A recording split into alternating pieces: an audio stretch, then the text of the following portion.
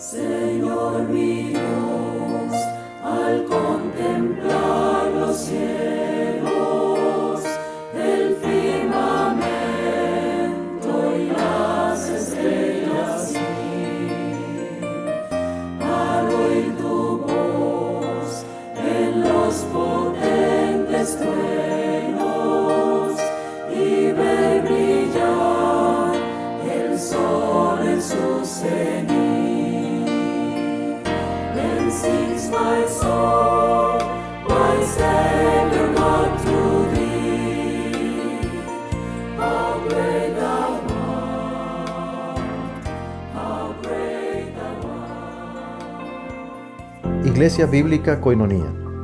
Nuestra misión es ser discípulos auténticos de Jesucristo que glorifican a Dios por medio de vidas transformadas por la obra del Espíritu Santo, y hacer discípulos que igualmente sean transformados por la gracia de Dios.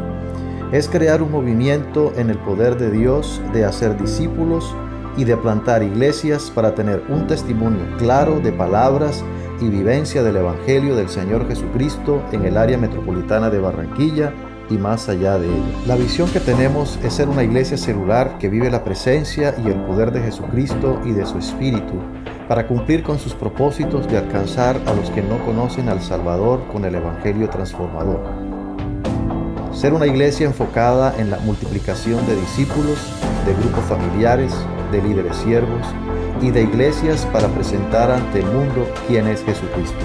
Como valores centrales tenemos la centralidad y autoridad de la palabra de Dios, centralidad en Cristo, dependencia de Dios, visión para la reproducción, comunidad, ministerio de todos los creyentes y santidad de vida. Hola, buenos días. Señor les guarde. Está la ciudad tristemente alborotada. Ya empezaron los desórdenes en las calles y se complica la movilidad.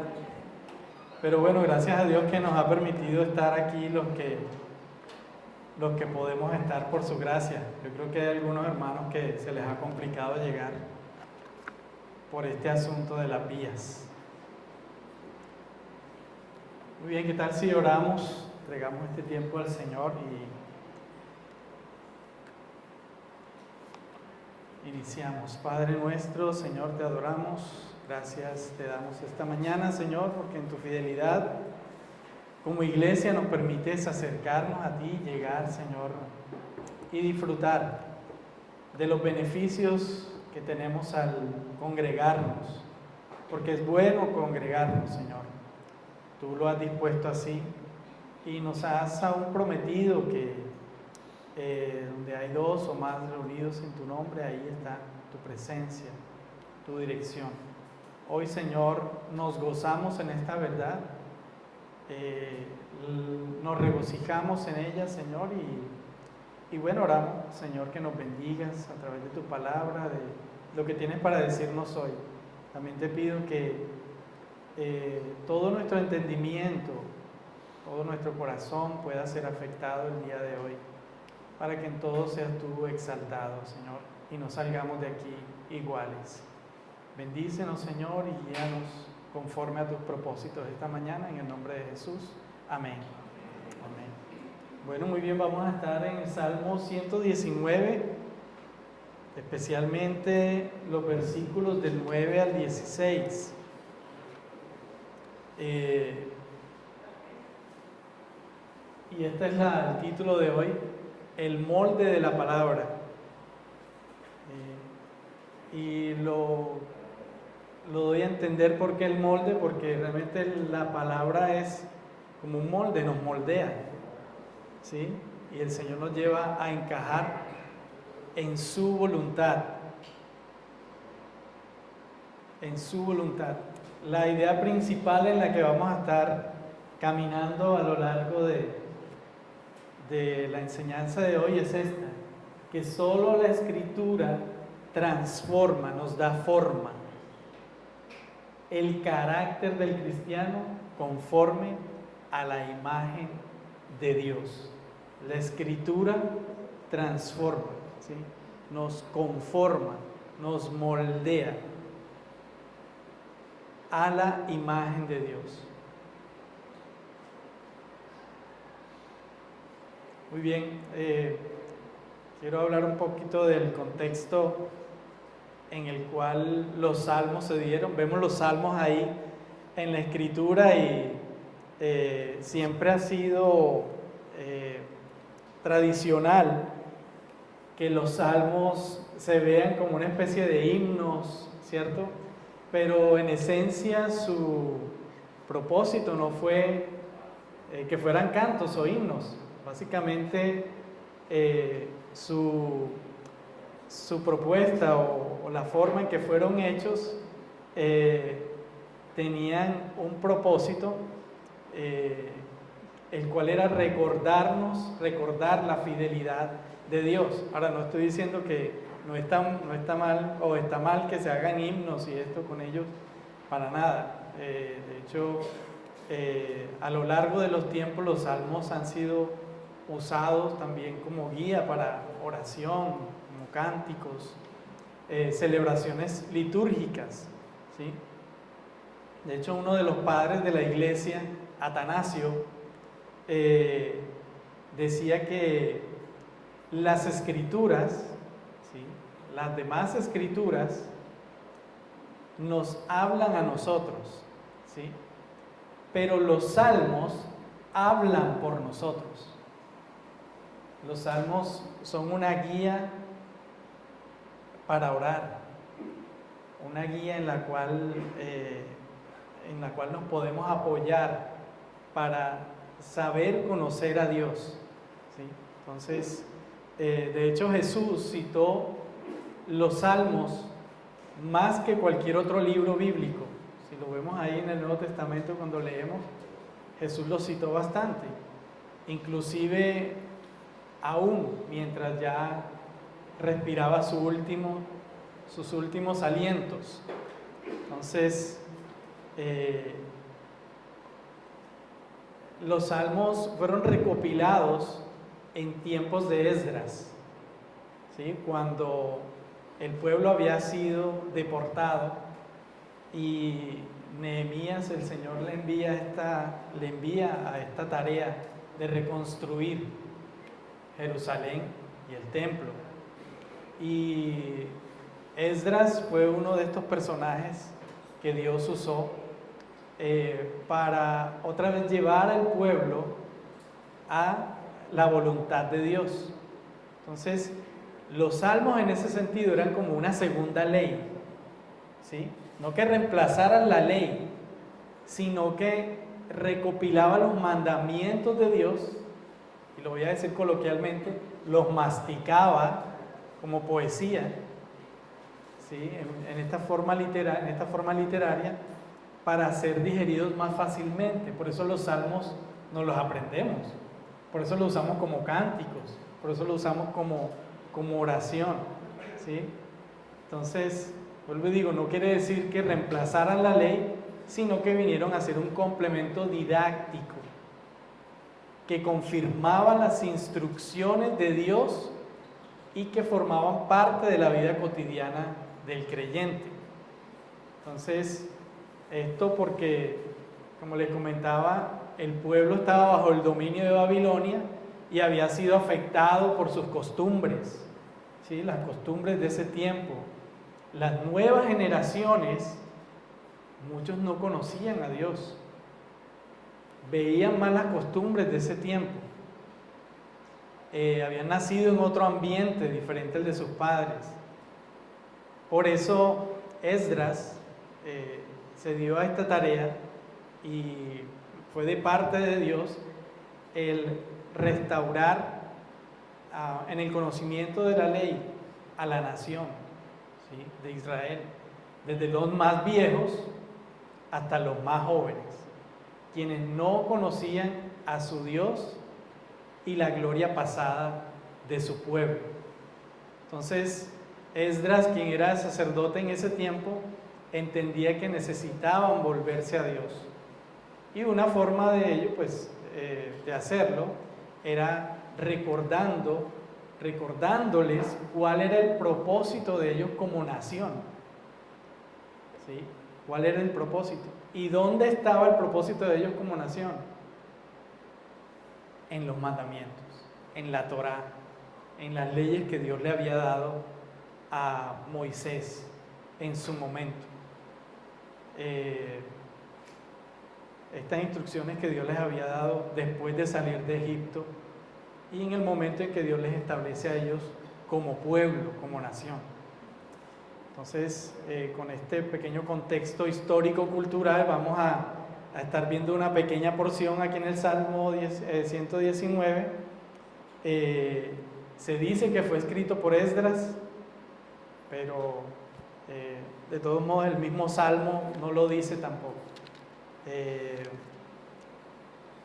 Pero este Salmo en particular resalta la virtuosidad, escuchen, la virtuosidad de la palabra de Dios y su implicación directa en la vida de sus hijos.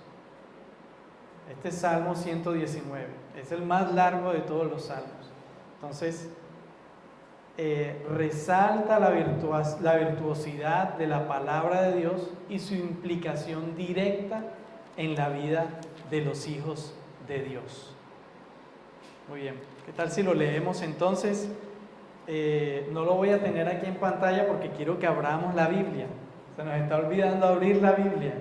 Y si tenemos ahí en el celular, bueno, búscalo ahí. Vamos a todos a hacer esa tareita de leer las Escrituras. Salmo 119, del 9 al 16.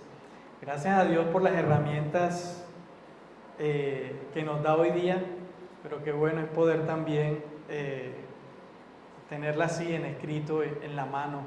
Esto también tiene su forma didáctica para que nuestra mente sea afectada. ¿Sí?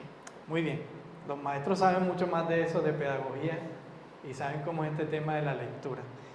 Bien.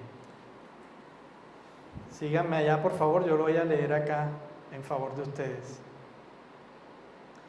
Dice el Salmo: ¿cómo puede el joven guardar puro su camino? Guardando tu palabra. Con todo mi corazón te he buscado. No dejes que me desvíe de tus mandamientos. En mi corazón he atesorado tu palabra para no pecar contra ti. Bendito tú, oh Señor, enséñame tus estatutos. He contado con mis labios de todas las ordenanzas de tu boca. Me he gozado en el camino de tus testimonios, más que en todas las riquezas. Me deleitaré en tus preceptos y consideraré tus caminos. Me deleitaré en tus estatutos y no me olvidaré de tu palabra. Muy bien, lo primero que quería que viéramos en este texto, en este pasaje, y en particular a partir aquí del verso 9, es esto de que la Escritura moldea el carácter del cristiano, el carácter del Hijo de Dios. En esta porción, el salmista inicia hablando de los jóvenes. Pues como sabemos, todo joven necesita dirección, ¿cierto? Tu hijo nace y todo, cuando lo tienes, debes direccionarlo desde chiquiticos. Y como vemos nosotros en la práctica, todos que hemos tenido hijos, sabemos que ellos vienen con un chip para hacer todo aquello contrario a lo que tú quieres. O sea, entonces hay que reprogramarlos. Pero entonces, es decir, todo joven necesita ser instruido en las vicisitudes de la vida, pues por obvias razones él es corto de experiencia y fácilmente puede tomar decisiones erradas. Estas decisiones pueden afectar toda su vida. Ustedes saben que hay personas que desde la niñez, por una situación particular que pasa en su vida, puede afectar más adelante, la forma en que él ve el mundo, la forma en que él discierne las cosas del mundo. Entonces, además el carácter de todo joven está en formación. Y ahí entra la tarea de los padres y tutores en velar por esto, ¿cierto? Entonces dice el salmista, ¿con qué limpiará el joven su camino? Y reflexiona diciendo, con guardar tu palabra. Literalmente, en la Biblia de las Américas, la forma literal que aparece ahí como traducción es conforme a tu palabra. Conforme a tu palabra. Entonces, en pocas palabras, lo que está diciendo el salmista es: ¿con qué limpiará el joven su camino? Moldeándose en tu palabra, siendo moldeado por tu palabra, por tus dichos, por tu voluntad. Entonces, es interesante, ¿cierto?, que toca este tema de los jóvenes, sobre todo porque ellos no rompen ni un vaso, ¿cierto? O sea, ellos nacen buenos y realmente el que los corrompe es el mundo. Es cierto. Para nosotros los padres, ellos no matan ni una mosca. ¿Sí? Están libres de pecado. Todos me miran así como que... ¿ah? Decimos, no, él sería incapaz de hacer algo malo. Mi hijo, yo lo conozco, él es incapaz. ¿Sí? Pues lamento decepcionarte, si es primera vez que lo escuchas, padre, madre y aún joven que estás aquí. Pero las Escrituras nos llaman a limpiarnos. Y si nos llaman a limpiarnos es porque todos, sin excepción, nacemos en pecado. Las Escrituras no ocultan la gravedad de nuestro pecado. No ocultan la gravedad de la suciedad que hay en nosotros y de cómo nuestro Dios está airado contra el pecado. Por causa de la caída, toda la creación fue afectada y toda la descendencia de Adán nacemos en pecado. Los mismos salmos lo confirman.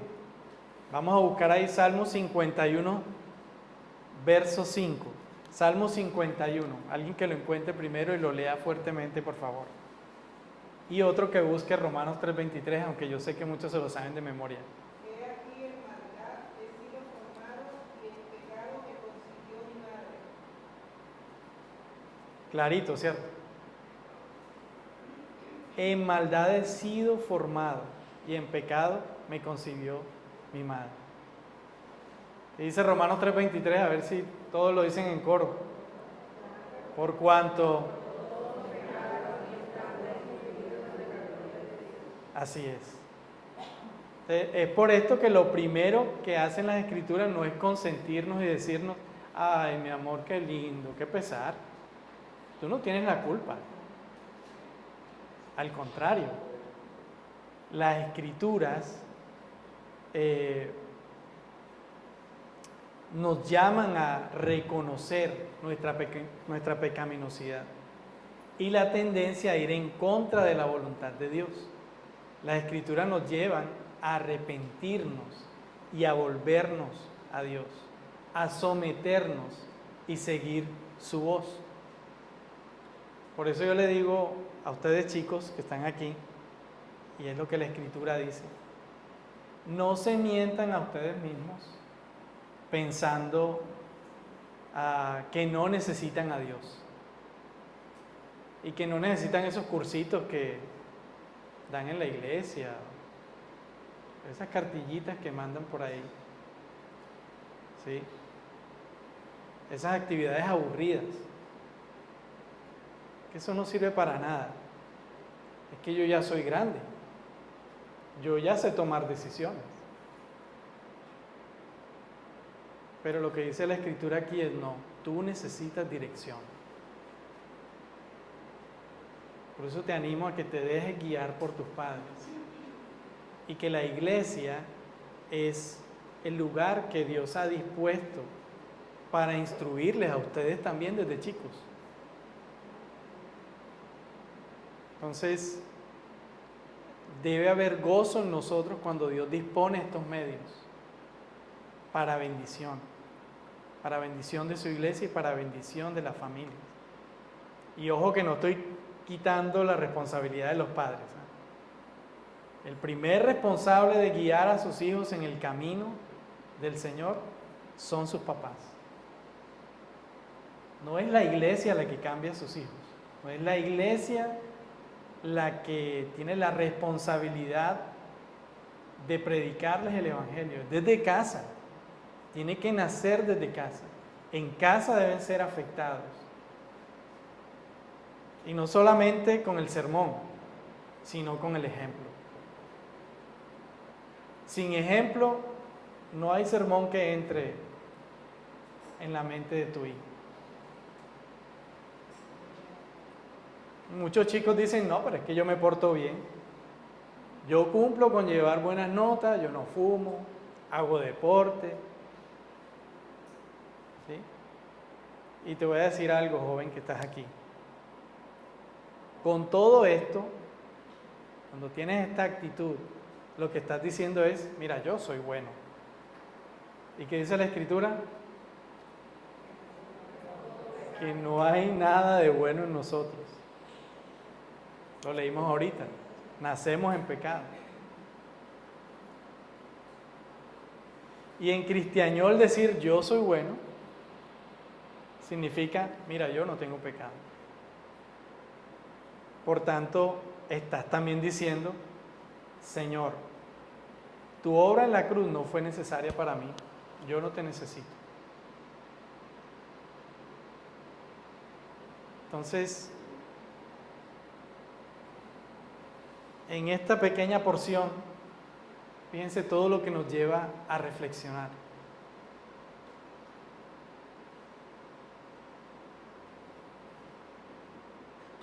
Y Dios mismo en su palabra nos dice esto a los jóvenes. Si decimos que no tenemos pecado, ¿qué pasa?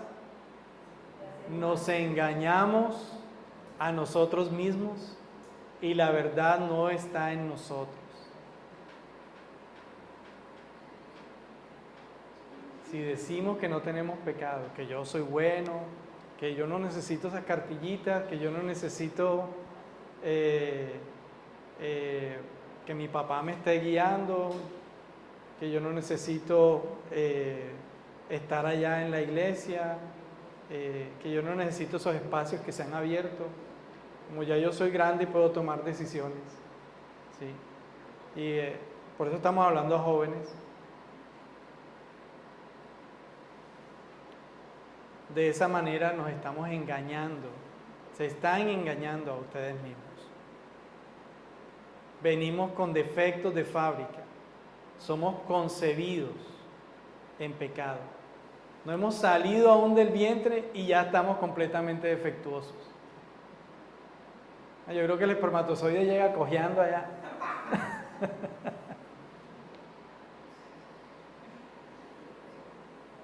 Chicos, necesitamos reconocer nuestra pecaminosidad. Reconocer que no somos dignos de Dios. Hace poco en el grupo de adolescentes vimos un texto en Isaías 6:5. ¿Se acuerdan de Isaías 6:5? Que dice Isaías, ay de mí que soy muerto, porque siendo hombre inmundo de labios y habitando en medio de pueblo que tiene labios inmundos, han visto mis ojos al Rey, Jehová de los ejércitos. Lo primero que reconoció Isaías fue su indignidad ante la santidad de Dios. reconoció que estaba sucio de maldad. A lo cual el Señor de manera intencional y misericordiosa usó un carbón encendido para limpiar su boca.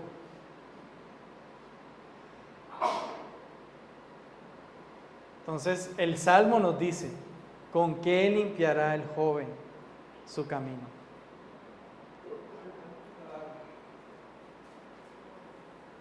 A lo cual la manera intencional y misericordiosa de Dios, que hace lo mismo aquí en el Salmo, es eso, al guardar su palabra, al dejarte conformar, al dejarte moldear por la palabra de Dios.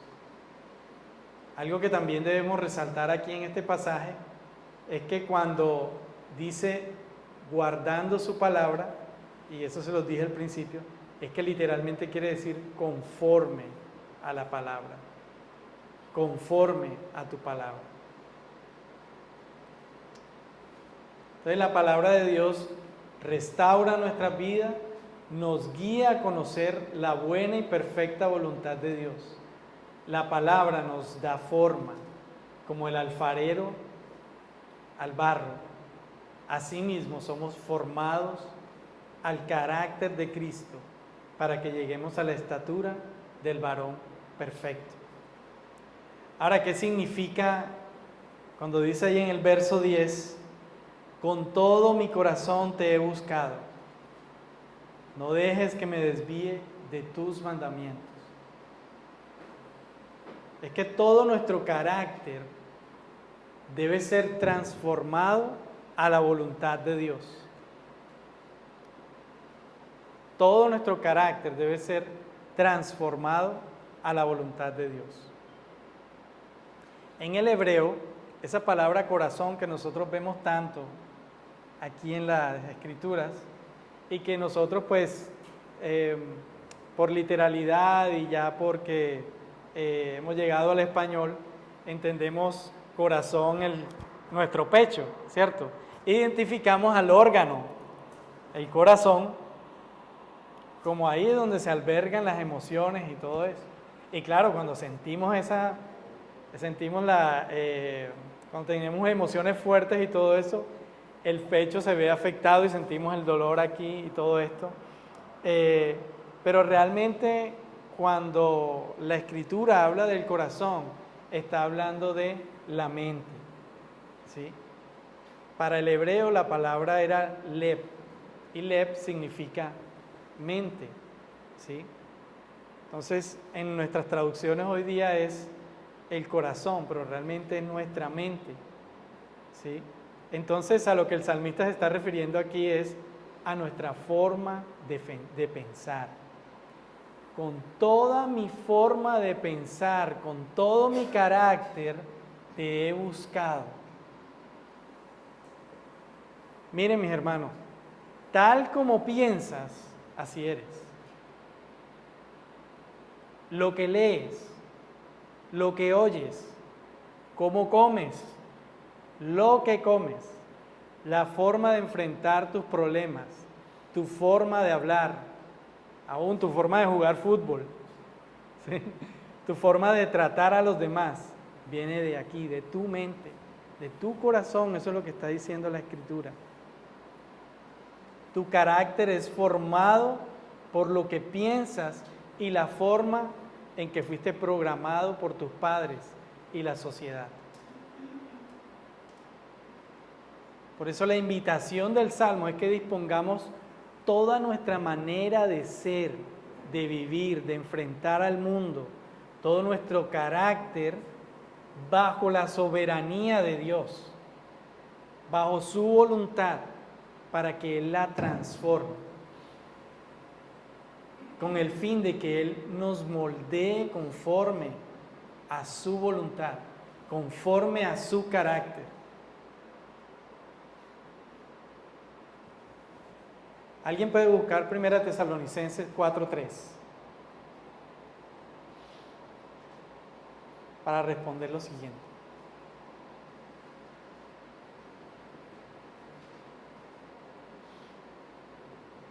Alguien que lo tenga me alza la mano. Pues la voluntad de Dios es vuestra santificación. Hasta ahí.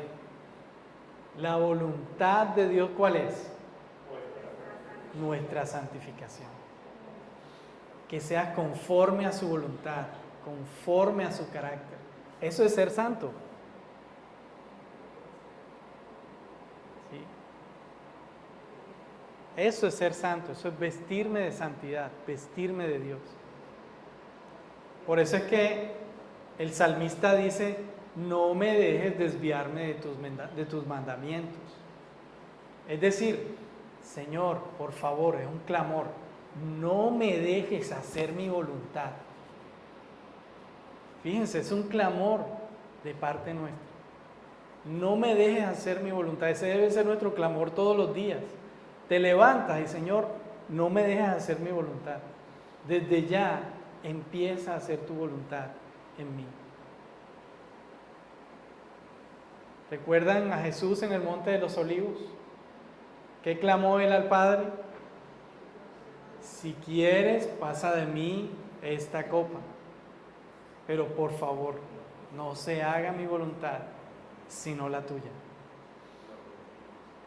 Imagínense qué tal si Jesús hubiese dicho: aquí se hace mi voluntad, Padre, y yo no voy a pasar por esto. Gracias a Jesús, gracias a Dios, porque Jesús fue obediente hasta la muerte. Ahora, ojo, esto no es solamente para los jóvenes. Aquí le está hablando a los jóvenes. Pero resulta que aquí ya vemos muchos jóvenes de carácter. Ya tenemos ya nuestra edad y nos comportamos como niños en áreas de nuestro carácter. No hemos crecido todavía en esas áreas de nuestra vida. Hacemos pataleta cada vez que tocan nuestros tesoros.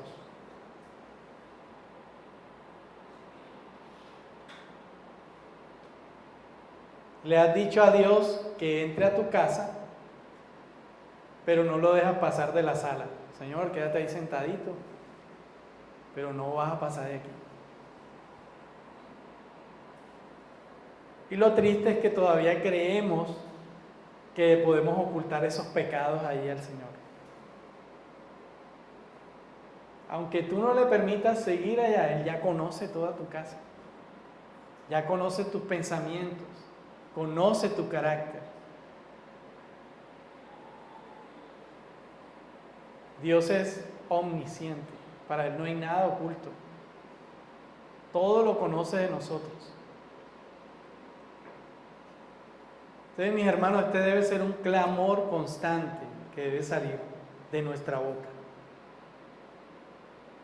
Señor, moldea mi carácter, toda mi voluntad, toda mi forma de ser, toda mi forma de pensar, mi cosmovisión,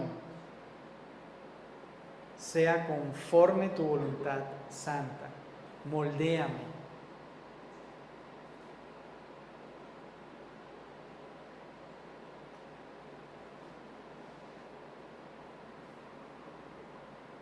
Y bueno, te preguntarás, ¿cómo hago esto?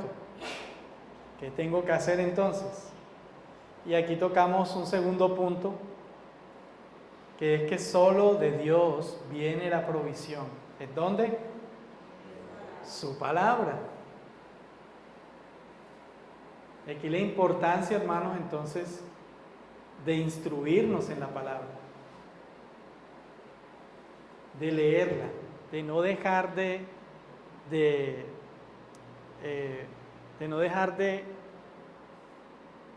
que la echemos a un lado.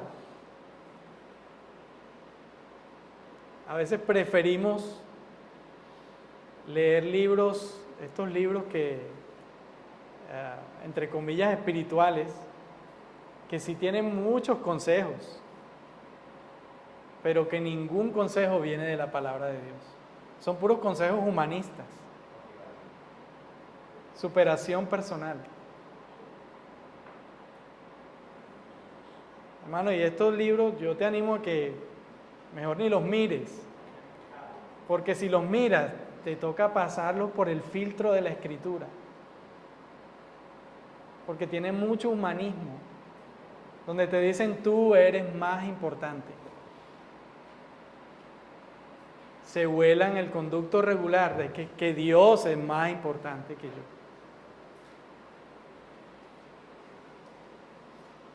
Por eso el salmista sigue diciendo, en mi corazón he guardado tus dichos para no pecar contra ti. Ya. Gracias, Tauro. Entonces, en mi corazón he guardado tus dichos para no pecar contra ti. Aquí la intención del salmista, en el verso 11,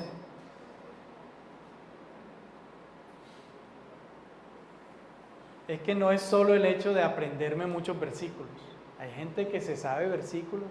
Mira, hay un tipo en Medellín que a veces ustedes lo ven, no sé si lo han visto en esos videos de YouTube, y el tipo tremendo teólogo y se sabe y dice una cantidad de cosas, se sabe la Escritura, pero es de la calle, vive en la calle. Bueno, no solamente el hecho de que vive en la calle, es drogadicto, o sea, eso cómo deja su vida. Y tú puedes preguntarle de pe a pa y te habla de historia de la Biblia y te habla de personajes de la Escritura, te cita textos bíblicos, pero su vida, ¿sí? Y vuelvo y digo, no critico el hecho de que vive en la calle, pues mucha gente vive en la calle, no es el hecho, sino que su vida, o sea, viviendo en drogadicción y todo esto, eso no muestra lo que realmente es. Entonces no se trata solamente de aprenderme muchos versículos de la Biblia, eso no está mal. Aquí la intención puntual del mensaje es que esos dichos, la palabra de Dios, su voluntad, sea atesorada en nuestra mente, de tal manera que no solo me los sé de memoria, sino que los creo hasta tal punto que lo vivo en carne propia. Hacen parte de mí, hacen parte de mi manera de pensar, que la voluntad de Dios es mi cosmovisión, que mis lentes es la voluntad de Dios, es la forma en que veo el mundo, ¿sí? Lo que Dios piensa es tan importante para mí y tan útil para mi vida que lo hago parte de lo que soy. Entonces no solamente llego, hago el devocional y ahí en mi cuarto y ahí se quedó Dios en mi cuarto, porque salgo y cambió mi temperamento, quizá grito en la casa, en la calle hay un trancón y le recuerdo la mamá al que está delante, o se me cruzó una moto y entonces se me sale el viejo hombre. No, es que ella haga parte de ti. Todo el consejo de Dios, su voluntad, transforme tu vida de tal manera que la vives. Vives la voluntad de Dios. Eres luz.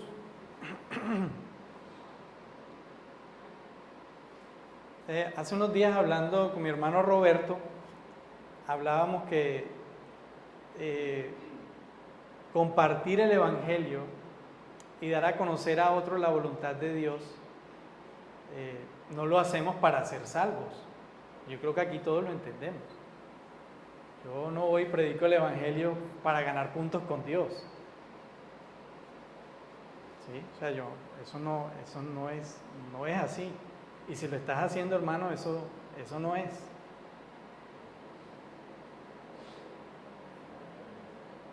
¿Sí? O sea, si nosotros compartimos y hablamos de Dios, es porque estamos convencidos. Estamos convencidos de quién es nuestro Dios.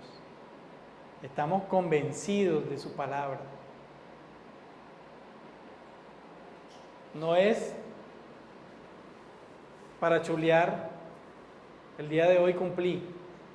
No, si lo hago con 2, 3 personas, listo. Pero es porque yo estoy convencido de en quién he creído. No es para ganarme a Dios, no. Dios te ganó a ti, más bien. Entonces, en ese sentido, la voluntad de Dios debe hacer parte de nosotros. Debe hacer parte de nosotros. Eso forma parte de mi vida. Por eso en los versículos ahí del 12 al 14, que lo buscamos, dice el salmista: me he gozado en el camino de tus testimonios más que en todas las riquezas. Meditaré en tus preceptos y consideraré tus caminos.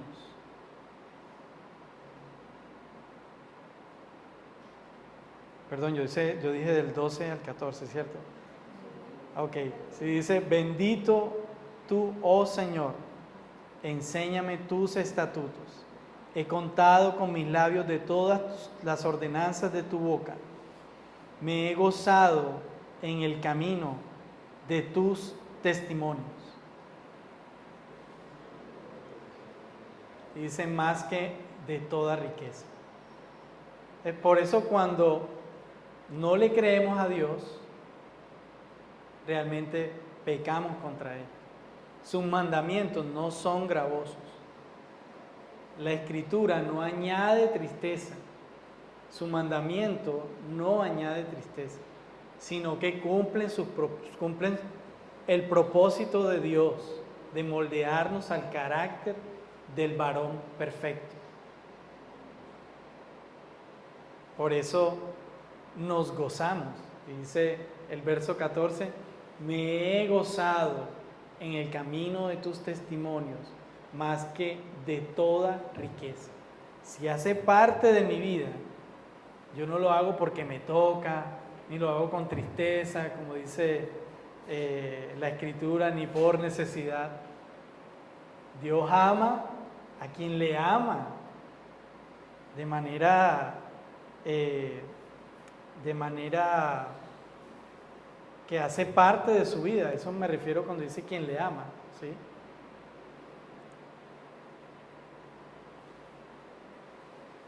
Dios ama a quien le ha creído. Entonces, atesorar su palabra en mi corazón es básicamente creerla de tal manera que hace parte de mí. Miren, es como el alimento que consumimos. Cuando tú comes, dentro de nosotros los alimentos se digieren, ¿cierto? Conocemos todo ese sistema. El metabolismo, ¿cierto? Llega a la sangre y por la sangre se distribuye a todo nuestro cuerpo y así.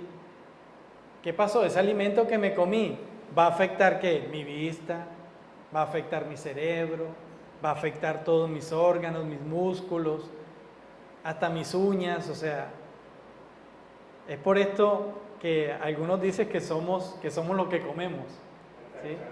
Y eso se ve. Bueno, el cabello a mí se me ha caído, pero no es por la comida. Entonces, bueno, así de esa manera, cuando atesoramos la voluntad de Dios en nuestra vida, influye en todo nuestro ser. Cuando la Escritura, su verdad, su voluntad es nuestro alimento, va a influir en toda nuestra manera de ser. Todo nuestro ser es afectado, ¿sí? Ya va a ser, como decimos coloquialmente, por inercia.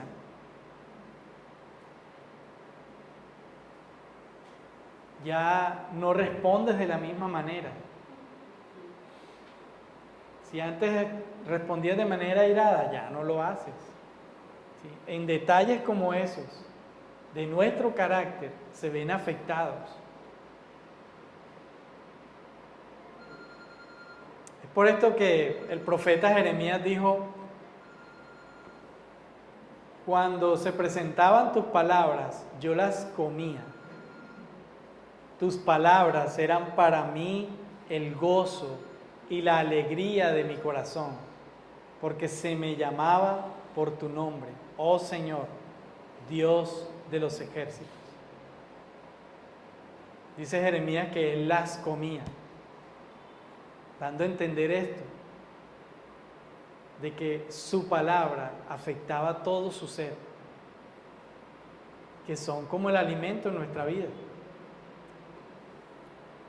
Muy bien, otra cosa entonces a resaltar en este texto es que hay propósito al atesorar sus dichos.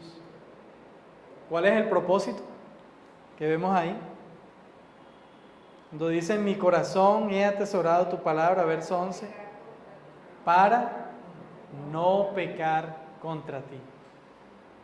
Es decir, para obedecer, para no ir en contravía. Y es que, hermano, tú obedeces cuando conoces. Tú obedeces cuando eres instruido. Si alguien viene por allá de una selva remota a la ciudad y se encuentra con un semáforo, él sigue derecho, porque para él no sabe lo que es un semáforo. Él no ha sido instruido eso en su vida. Entonces, en la manera en que nosotros conocemos a Dios, conocemos su voluntad, asimismo nosotros por inercia, y digo por inercia de manera coloquial, porque conforme la Escritura afecta nuestra vida, mira, nosotros no pecamos contra Dios, porque estamos dejando que Él mismo afecte nuestra vida. ¿Sí? No va a ser algo empujado a hacer, yo no estoy siendo empujado a hacer. Cuando Dios es quien afecta mi vida, cuando su palabra, su voluntad afecta mi vida, no es difícil cambiar áreas en nuestro carácter. Si aún tengo problemas en mi carácter, entonces tengo que buscar qué no estoy conociendo ni aceptando de la voluntad de Dios, qué estoy rechazando de su voluntad, qué estoy rechazando de lo que Él es lo que Él me ha dicho. ¿Te iba a decir algo, Arnaldo? Sí, que he meditado en estos días en un grupo que yo sigo, que canta muy centrado en la palabra y decía que el que medita en la ley de Dios y se goza en ella guardará su camino, porque Dios ama a los que le temen. Dice la canción. He meditado en esta semana y devocionales han sido como guiados en eso, en que el que ama la ley de Dios guardará su camino, porque Dios se goza en los que le temen. Así es. Entonces los que le temen son los que le obedecen, Le obedecen. ¿cierto? Los que le obedecen. Entonces, como dijimos, hicimos el devocional, pero el devocional no se quedó en el cuarto ni ahí en la mesa donde lo hicimos. Va contigo. Ese día el Señor me habló de mi carácter, en mi forma iracunda, en que actúo ante determinada situación, y eso no va a pasar, ¿sí? Porque su palabra me ha afectado.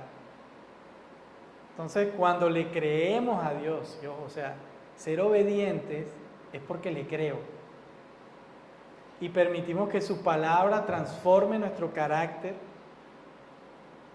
vamos a poder disfrutar de los beneficios de ser nueva criatura.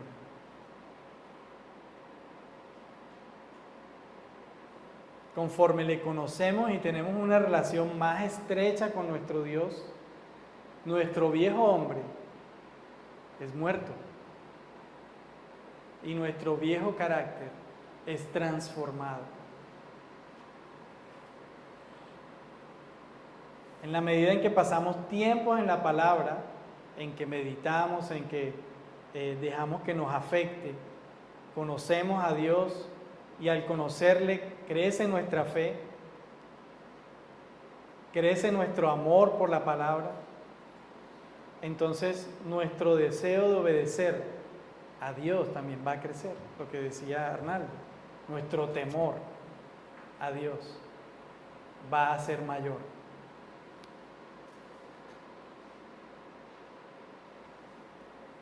Porque miren, guardar, atesorar la palabra no es simplemente me la aprendo, la guardo en la mente y ahí quedó. O sea, o por aquí pasó y por aquí salió. ¿Sí? No es ponerla en un lugar donde no se pierda, no se trata de eso. O donde nadie la pueda ver. Recuerden lo que dice el Señor, de que nadie esconde una luz debajo de un almud. Asimismo tu vida.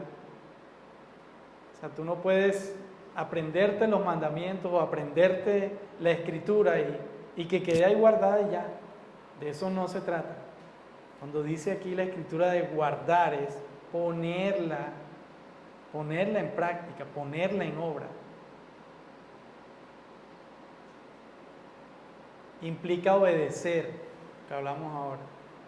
Cuidar de cumplir, que lo que leemos, lo que escuchamos cada día, lo estamos obedeciendo, poniendo en práctica en nuestra vida.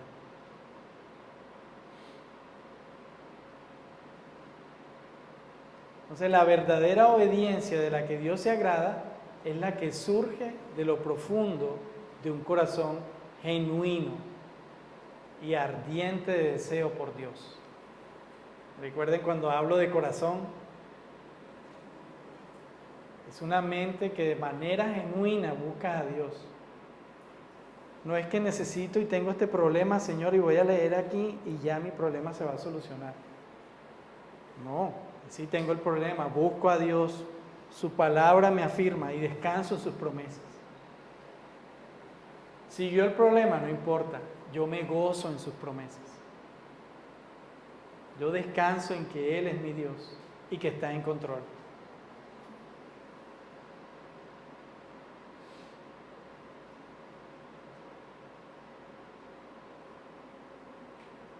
Y aquí otra cosa interesante que tiene que ver con la felicidad. Recuerden, mis hermanos, lo que les decía ahora, que en la mente es el lugar donde se encuentran los sentimientos, la voluntad e incluso el intelecto del hombre. Es decir, obedecer con todo nuestro carácter no implica no ser feliz. Hay muchos hermanos que piensan que ser cristiano es ser aburrido. Y como decía un predicador que escucho, no sé si alguien ha escuchado a Sugel, él habla de que muchos cristianos piensan de que Dios es un matagozo cósmico, dice él en sus palabras. O sea, como que Dios, de Él no sale ni una sonrisa. Y con Dios tiene todo que ser así.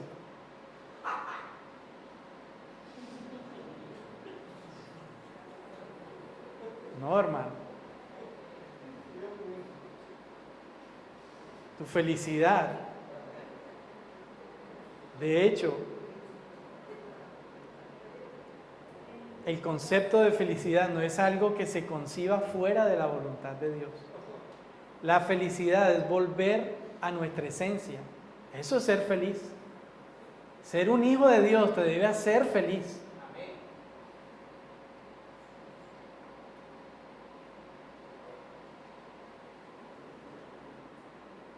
Estar en paz con Dios, vivir bajo su voluntad, es nuestra felicidad, nuestro gozo. Y no quiere decir de que cuando estás triste, entonces no estoy gozoso, ¿no? Gozarme es tomar de la provisión que Dios ha dado en sus promesas. Yo puedo gozarme saltando de alegría, pero puedo gozarme aún llorando de tristeza.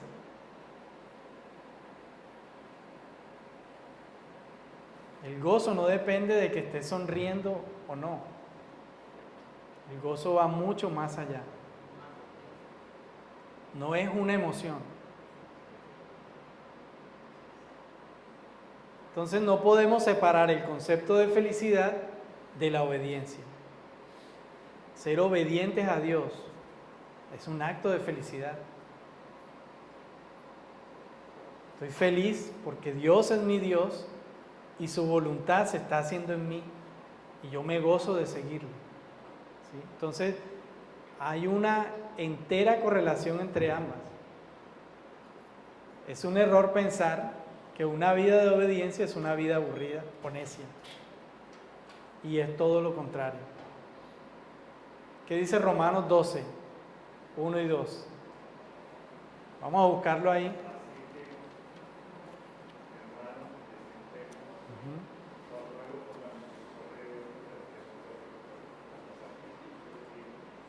Bueno, pero dilo fuerte que lo escuchemos todos. Aquí mi esposa me está guiando en alguna cosita. Alguien que lo lea, por favor. Hay Entonces. que presentar nuestros cuerpos a Dios en sacrificio vivo y santo. Así es. Así que, hermanos, os ruego por las misericordias de Dios que presentéis vuestros cuerpos en sacrificio vivo, santo, agradable a Dios, que es vuestro culto racional. No os conforméis a este siglo, sino transformaos por medio de la renovación de vuestro entendimiento, Exacto. para que comprobéis cuál sea la buena voluntad de Dios, agradable y perfecta. ¿Y qué dice ahí Romanos? ¿Qué dice Pablo? Ese es nuestro culto racional. Esa es la base de nuestra cultura. La cultura del cristiano no es la cultura alrededor. La cultura del cristiano está soportada en la palabra de Dios. Está soportada en Dios. Él es nuestra roca. Su iglesia está puesta sobre la roca. Tu cultura no es la cultura del barranquillero común. Tú eres un barranquillero restaurado.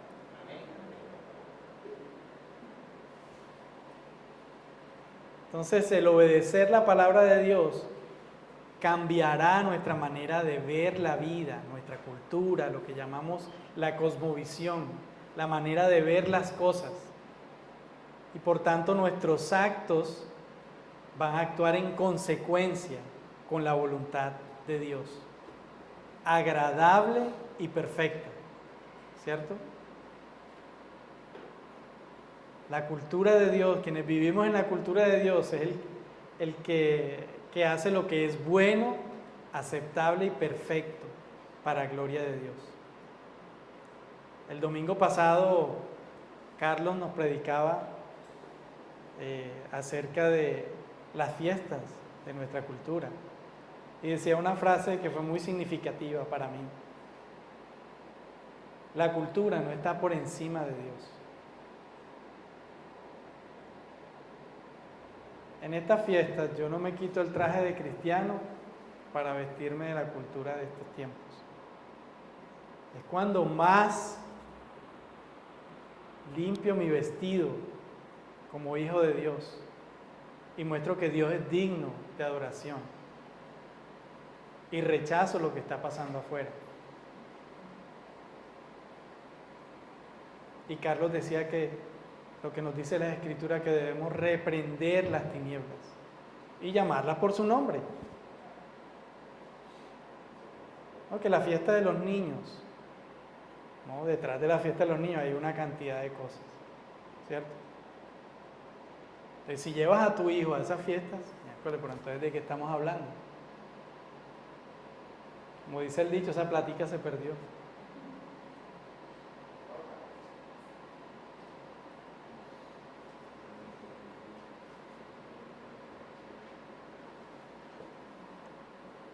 Entonces es Dios quien define nuestra forma de ver el mundo, porque Él es el creador, no nosotros.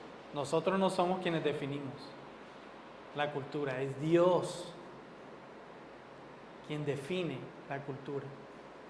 Que es cierto que dentro de la cultura a nuestro alrededor hay cosas que son buenas, ¿sí? Hay cosas, no estoy diciendo que todo.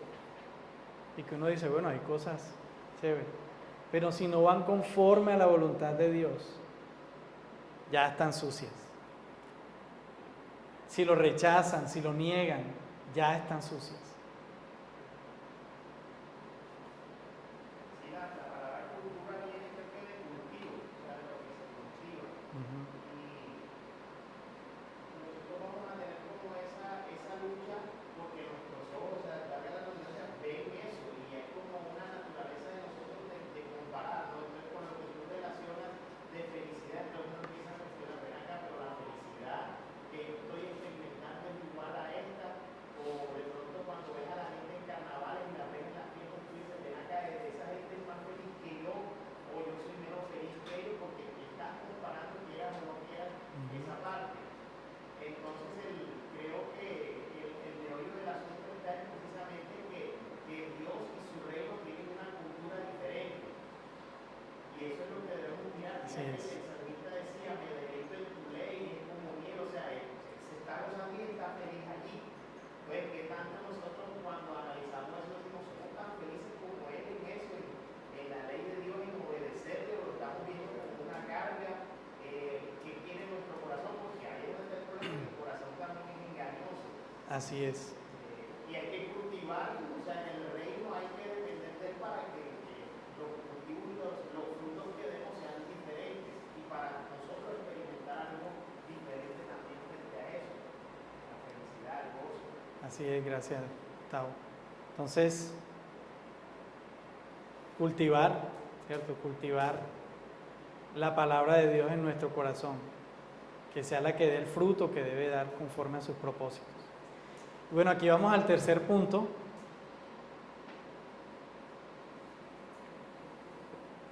Que vemos en este pasaje, que ahorita sí, el versículo 15 y 16, nos dice el salmista, en tus mandamientos meditaré, consideraré tus caminos, me regocijaré en tus estatutos, no me olvidaré de tus palabras. Jesús dijo, escudriñad las Escrituras, porque a vosotros os parece que en ellas tenéis la vida eterna, y ellas son las que dan testimonio de mí. Las Escrituras no son una lectura pasajera. No debe ser un versiculito que me leí hoy. Es importante que tengas en cuenta el contexto. Es importante que veas que las Escrituras son la misma voz de Dios, revelando su carácter y moldeando nuestro carácter. Por tanto, nuestro deber no solo leerla, sino esforzarnos en verificar cuál es la voluntad de Dios, lo que es bueno, agradable y perfecto. Romanos, ¿cierto? No es solo leerla o pasar por ella y ya cumplí, chulié, cumplí mi devocional de hoy. Vuelve y confirma lo mismo. Meditaré en tus preceptos y consideraré tus caminos. No solo de tal manera amó Dios al mundo, que ha amado a su Hijo unigénito, que ha dado su Hijo unigénito para que todo aquel que en él crea no se pierda, mas tenga vida eterna. Listo, cumplí. No, es eso cómo afecta mi vida. Medito en ella, considero qué me está queriendo decir Dios aquí. Leo el contexto, leo todo el capítulo, de qué está hablando aquí Juan, o de qué está hablando aquí el autor. Entonces, es verificar la buena voluntad de Dios, mirar qué Dios quiere de mí y por qué Dios hoy me está hablando esto. Entonces es nuestro deber cultivar una lectura seria y concienzuda de las Escrituras, usándolas bien, leyendo, como decía ahora, todo el contexto y extrayendo todo lo que en ellas quiere decirnos Dios.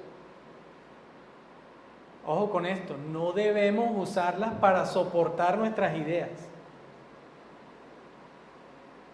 Las escrituras no son para que tú soportes tus ideas o lo que tú crees que es.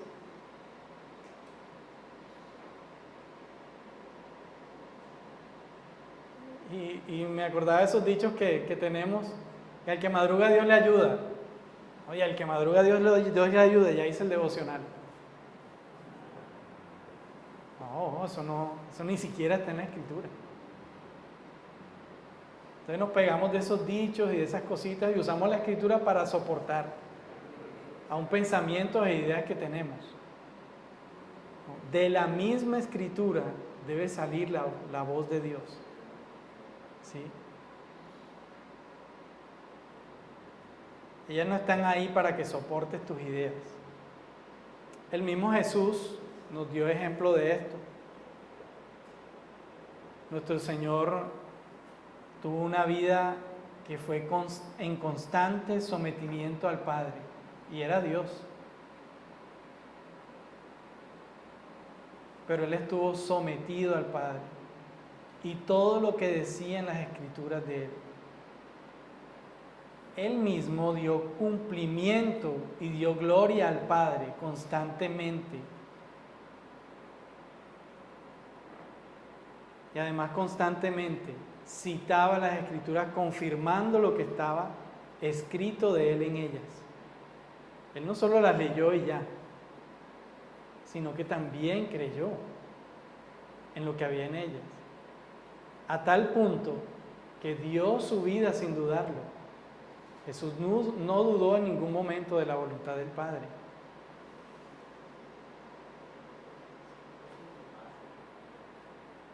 Y aún desde niño lo puso en práctica. Vemos ahí en Lucas, cuando él, habiéndose apartado de sus padres, le encontraron después en el templo y le preguntaron por qué se había apartado.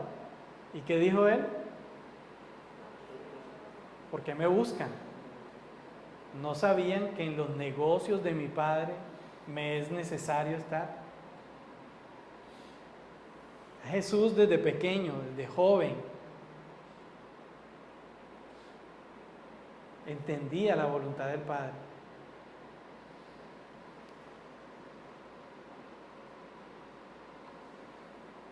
Entonces, recordemos esto, hermanos, nuevamente, que es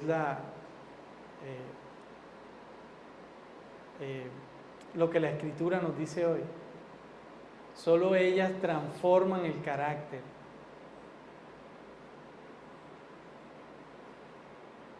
Solo ellas transforman el carácter del cristiano y lo hacen conforme a la imagen de la voluntad de Dios. Traes unas aplicaciones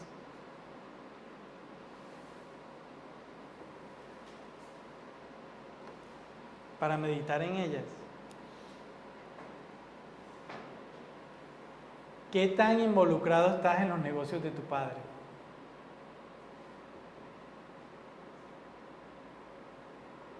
No estoy hablando del Padre terrenal. Estoy hablando de la voluntad de Dios. ¿Qué tan involucrado estás? ¿Solo lees la Escritura y pasó por ahí? ¿O qué tan importante es la palabra de Dios para ti? De tal manera que la vives, de tal manera que afecta tu forma de ver la cultura, tu forma de ver la vida, cómo andas, cómo caminas, cómo hablas. ¿Qué tan constante eres en buscar el consejo de Dios a diario? En todo lo que hagas.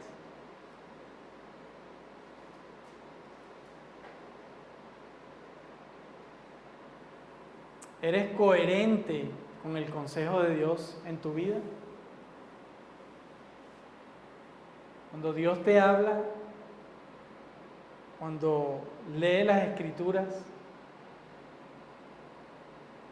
entró por aquí y salió por allá, o realmente te llevó a arrepentirte, a tomar pasos en tu vida.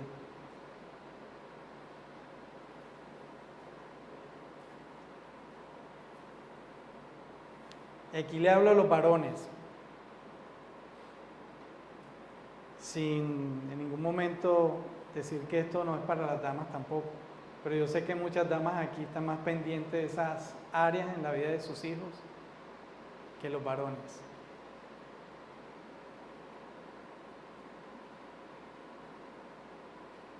Medita la palabra con tu familia. Tú eres la cabeza en tu casa. Dios te puso como cabeza. No está mal que tu esposa comparta de la palabra de Dios con tus hijos y que tengan sus devocionales. Pero si tú no eres intencional en mostrar a Dios y en decirle a tus hijos, su palabra es importante y debe afectar nuestra vida, estás negando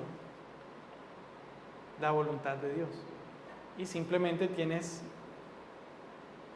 un cartelito que dice cristiano, pero no más.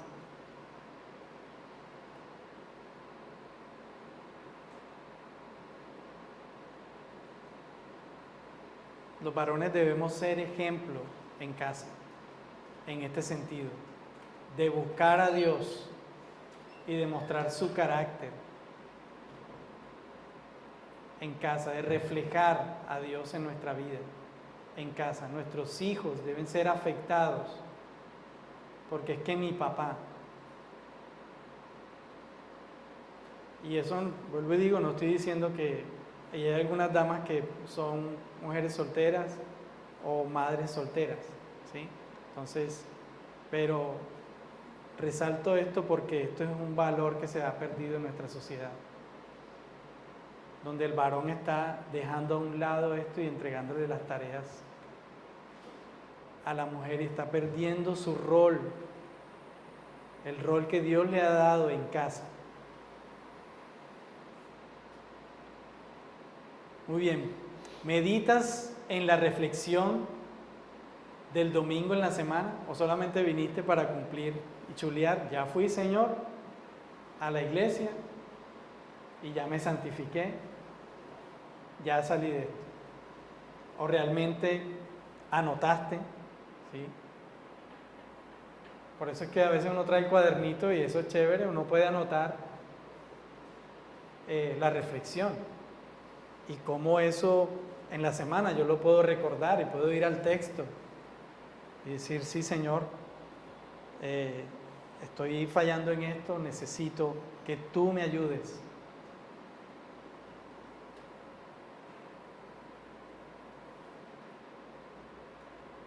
Lo otro también, das pasos de arrepentimiento.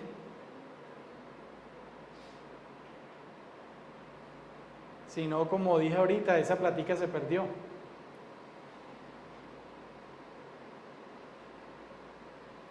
La idea de la reflexión de las Escrituras es que afecten tu vida. Y bueno, el último,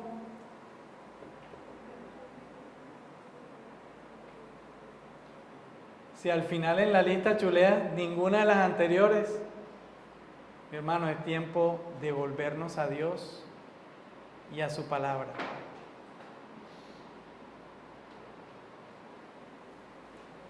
No podemos ni debemos desechar la Escritura. No debemos echarla a un lado y ni siquiera dejarla de considerar.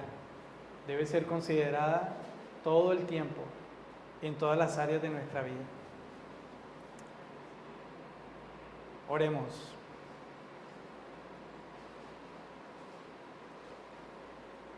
Bueno, Padre, gracias por tu fidelidad en este día, Señor, al traernos, Señor, a considerar la importancia, Señor, de tu palabra y la importancia de ser moldeados, de que nuestro carácter sea moldeado por tu palabra, de no ignorarla, que es tu voz audible,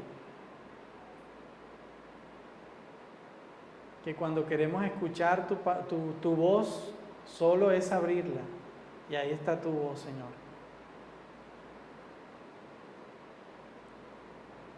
Padre, guárdanos de caer en desidia, de caer en otros consejos diferentes a tu consejo,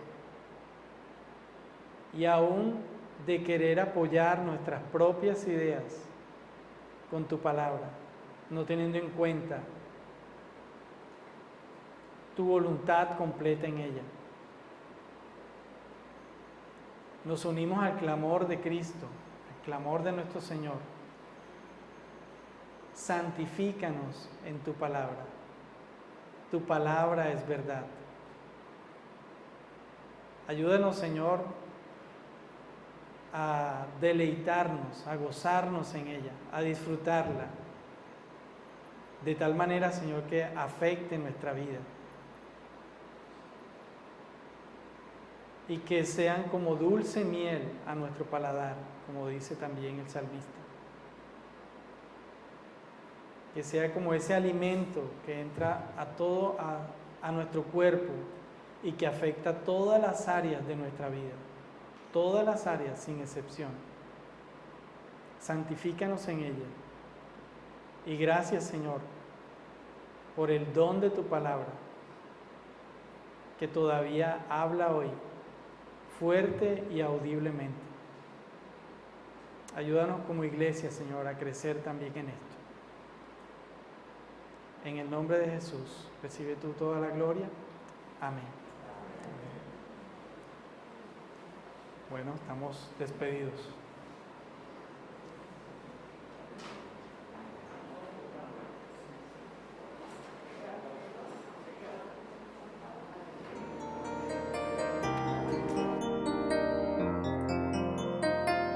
Señor mi Dios, al contemplar los cielos,